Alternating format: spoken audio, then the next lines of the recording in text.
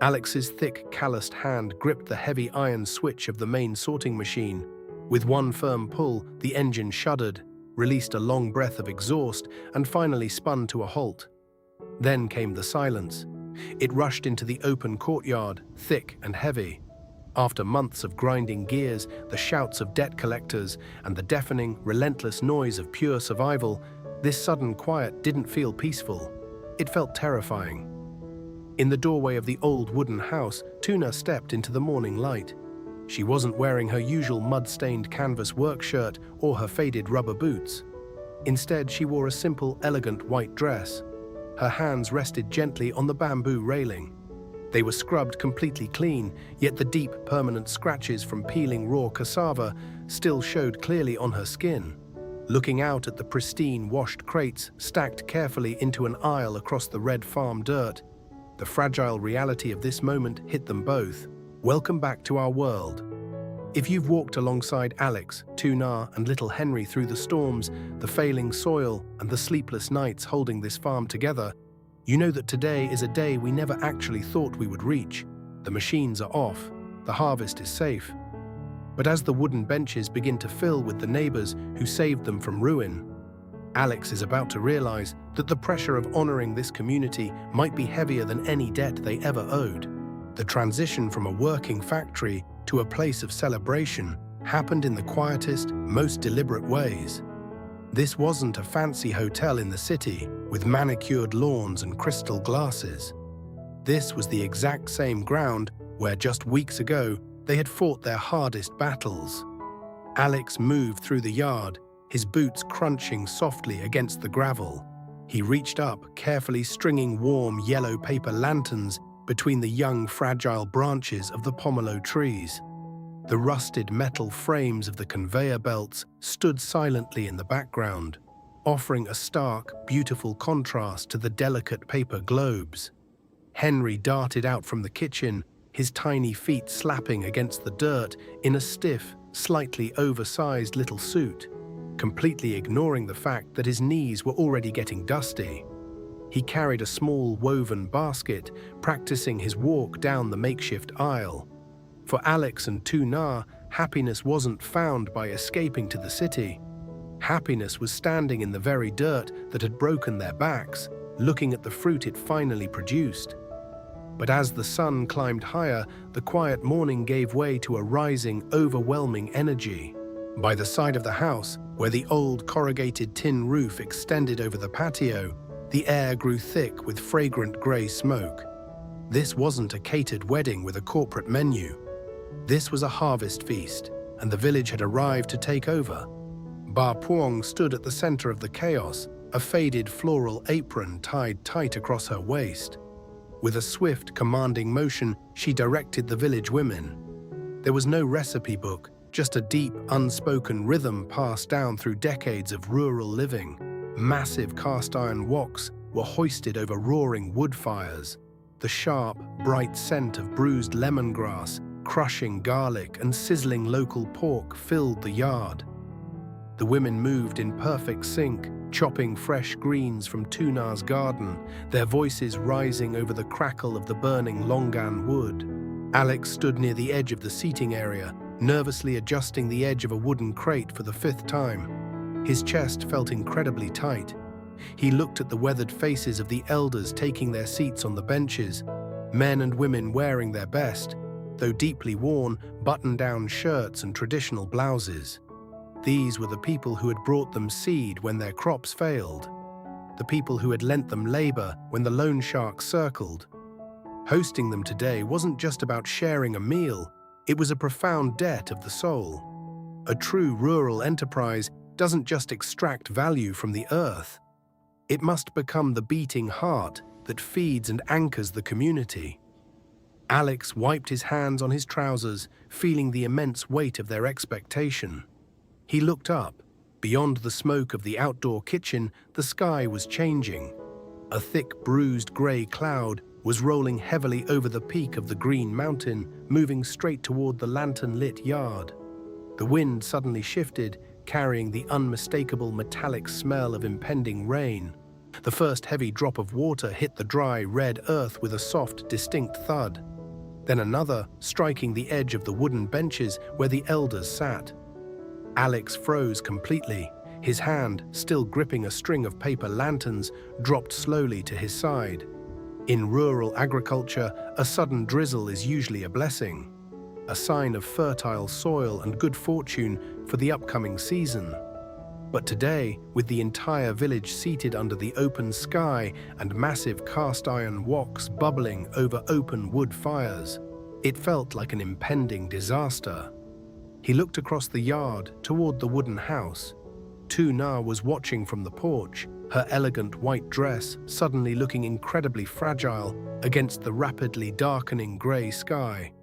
The panic gripping Alex's chest wasn't about a ruined party. It was the crushing fear of failing these people one last time, of letting the community down on the one day meant for celebration. But before Alex could shout a warning to the kitchen or rush to move the heavy tables, a quiet authority cut through the rising wind. Uncle Bar didn't panic.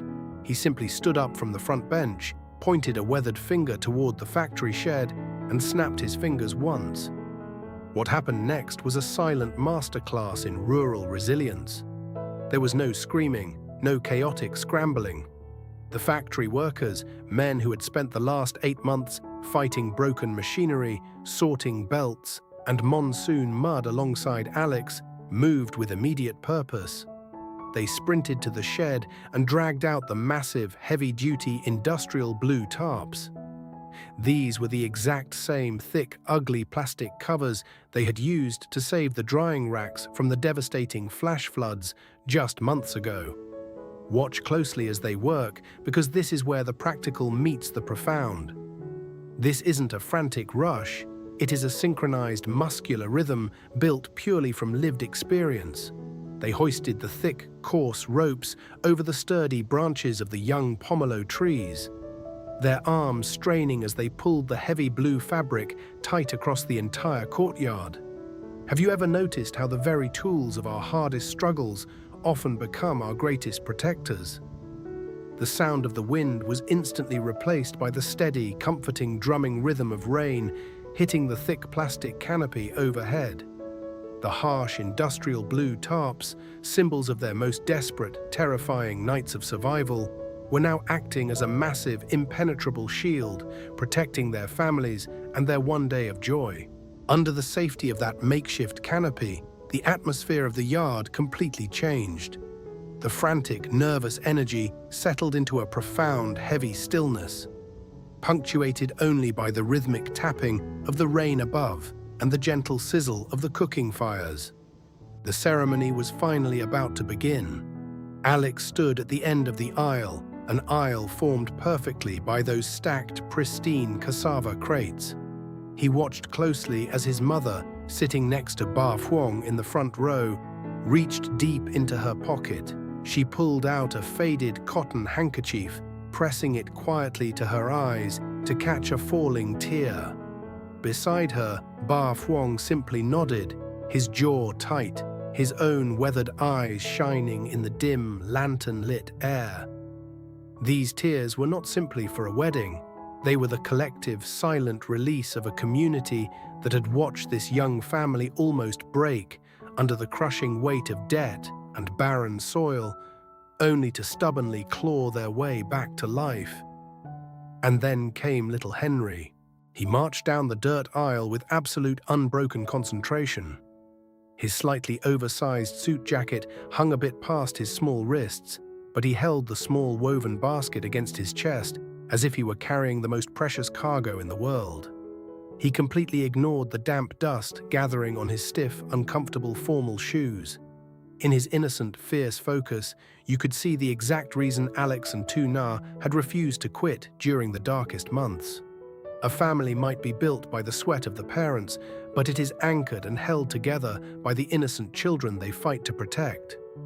Then there was the quiet rustle of fabric. Tu Na walked slowly down the crate-lined path. Her elegant white dress brushed gently against the rough wood of the crates and the damp farm dirt. She didn't look at the rain or the factory machines or the makeshift blue roof protecting them. She looked only at Alex. In her steady, calm gaze, there was a deep, unspoken acknowledgement of everything they had survived to get here. The long, silent nights staring at the ceiling, the dinners consisting of nothing but plain rice, the moments they truly thought they would lose the farm. They stood facing each other, not as two naive people starting a brand new life, but as two battle-tested partners who had already forged their foundation in the hardest earth imaginable. When it came time for the vows, the silence under the blue tarp felt completely different. It wasn't the heavy, terrifying quiet of a failing farm. It was the sacred, profound stillness of a family that had finally found its footing. Alex took Tuna's hands in his. He didn't recite the standard, polished, romantic clichés you hear in formal city banquets. Instead, he spoke the raw, beautiful reality of what it meant to love someone when the money ran completely dry and the soil turned to dust.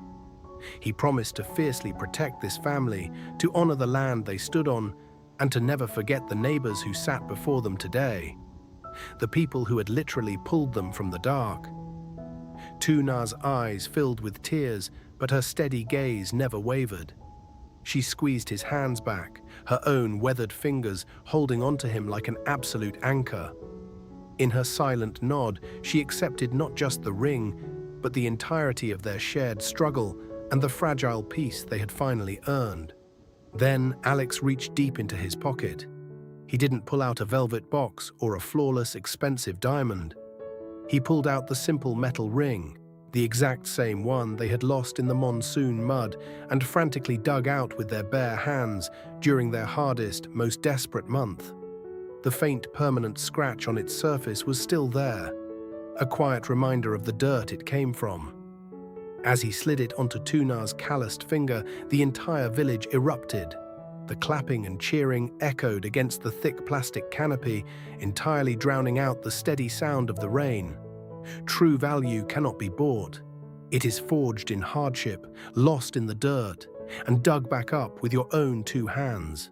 The crushing tension of the past 8 months finally dissolved, melting into pure, unburdened celebration. Someone plugged an old, battered speaker into the shed's extension cord, and a warm, nostalgic melody swelled into the cool, rain-washed evening air. Alex pulled Tuna close, and they began to dance right there in the damp farm dirt. Her white dress spun gracefully against the harsh industrial background of the factory shed, painting a perfect picture of the life they'd built together. The simple wooden house behind them, once a place of sleepless nights and whispered anxious fears, now radiated profound warmth and life. Its open windows glowed brightly, reflecting the joy of a community finally breaking bread together. Around them, Ba Fuong and the village elders began passing out the massive bowls of steaming food, the fragrant wood smoke blending harmoniously with the smell of wet earth. Even little Henry was laughing out loud, chasing a stray dog around the empty, stacked cassava crates, his small suit jacket flapping in the breeze. Looking at them now, you realize something profound. Happiness isn't a permanent escape from reality. It is finding genuine peace right in the center of the life you fought so incredibly hard to build. There will undoubtedly be more storms, more broken machines, and more difficult days ahead.